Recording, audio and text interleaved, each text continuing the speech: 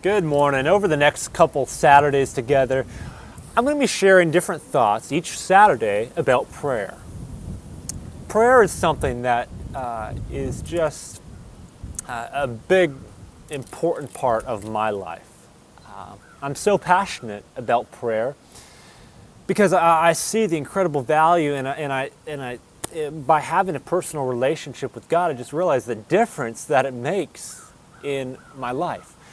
And before we get into lessons on prayer, I just want to share why prayer was so important to me and really where that all started.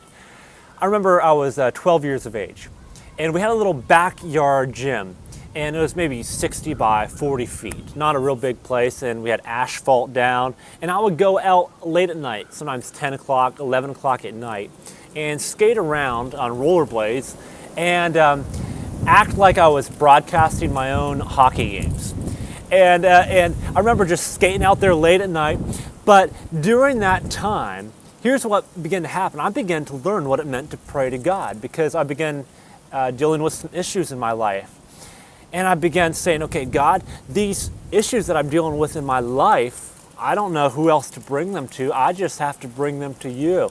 And I learned to just sit and meditate, sometimes for hours, just soaking in God's presence. And it was so important that this happened at a young age because it forever changed the course of how I viewed God, because I viewed him not as just someone who was a distant figure up there in the sky, but I viewed him as someone who was very personal to me.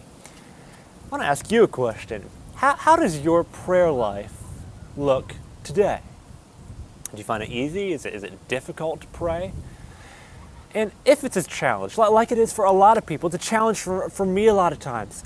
If your prayer life, if it's a challenge, I challenge you over these next several Saturdays to just take some time each week and just say, okay, God, with your strength, I'm going to grow in my prayer life because I want to be a person of the Word and I want to be a person of prayer.